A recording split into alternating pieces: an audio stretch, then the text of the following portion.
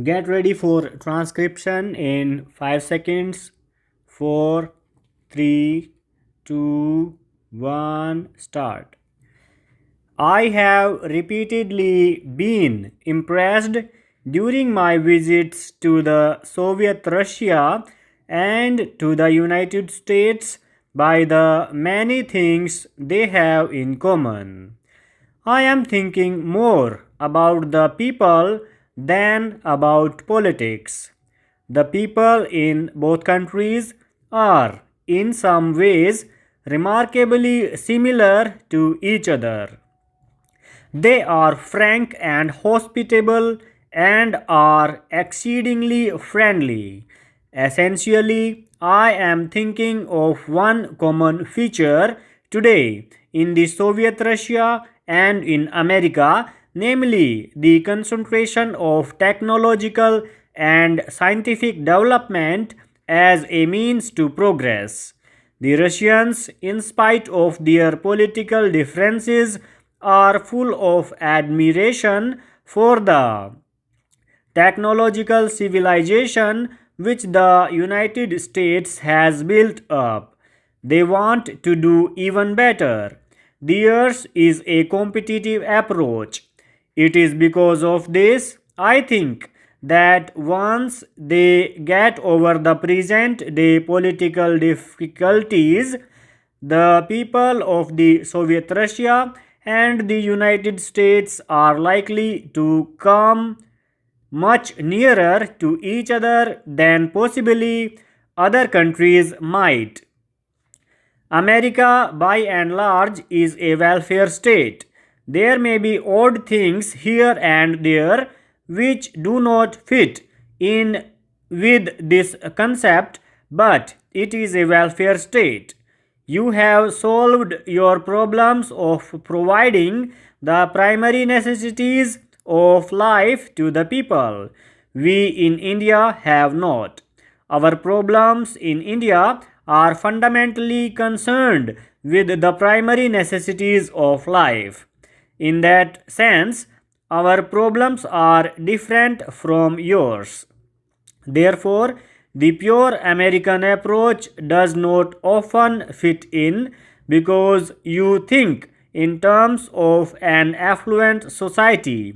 For example, you may think in terms of highly mechanized agriculture, but it may not suit India.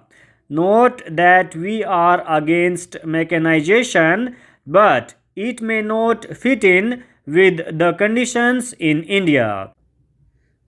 In the Soviet Russia, there has certainly been a very marked progressive change from the rigid authoritarianism of Stalin's time.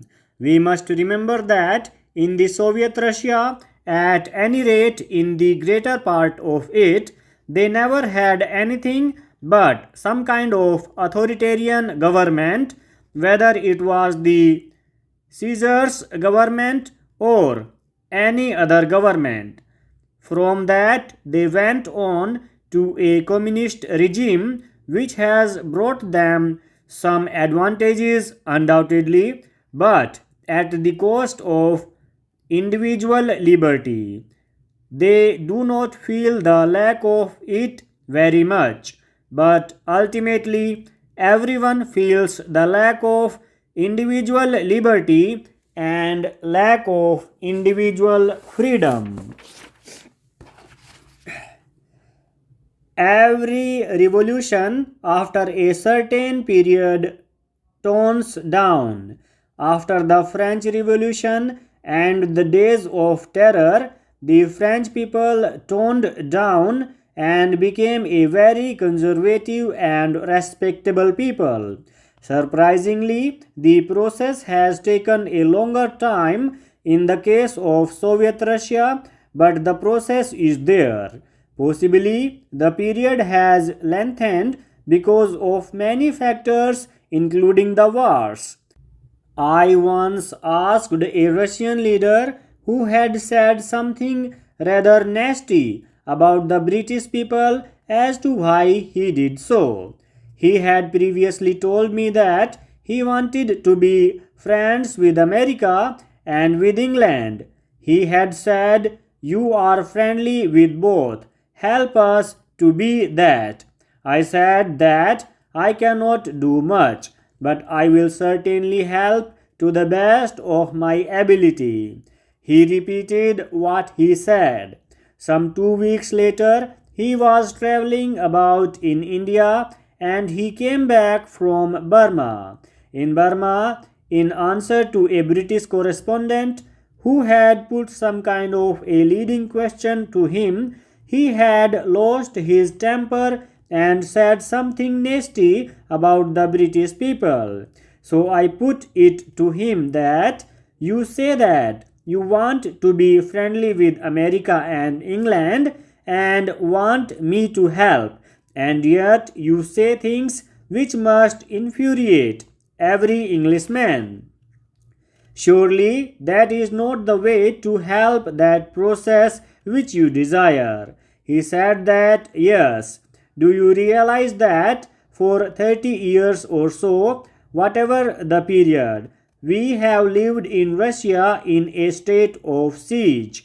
We have lived in a state of siege with our enemies surrounding us and trying to put an end to us, crush us. We have fought and survived and we have developed ourselves. But this state of siege has conditioned us. We are suspicious of everybody, especially of those people who have participated in this siege, and if they do anything which we do not like, we retaliate immediately. The reaction is there without even thinking. So you see the result of past conditions. It is very powerful factor in every nation, yet you see one gets over it. Take the last war. How did people in America or in England or in many other countries feel about Hitler's Germany and about the Nazis? They felt very angry, no doubt, but today they are friends with the German people and rightly so. You have got over that. How did you, Americans, feel about Japan during the war? You were very bitter, and yet you are relatively friendly today. It is extraordinary how these changes can take place and feel friendly towards each other. The benefits of development have not reached them, and as a result of which, even after 40 years of independence, 42% of people are living below the poverty line. The government may define poverty line as it wishes, but the real meaning is one who is not able to afford two squares meals a day when one is hungry, and this can be felt and understood if one has a close look at the people living below the poverty line. It means not being able to afford medicines or medical aid. Living below poverty line means to be born under the open sky and to die like a worm. This is the definition of those living below the poverty line. Even after 40 years of independence, India is a country which is divided into two separate classes. On the one hand, there are a handful of people who are immersed in the life of earthly luxuries, and on the other, vast multitudes of people are leading a life of helplessness and deprivation. The government may claim that many programs have been implemented for their welfare, and there are also programs for providing self employment to the educated youth. Full stop.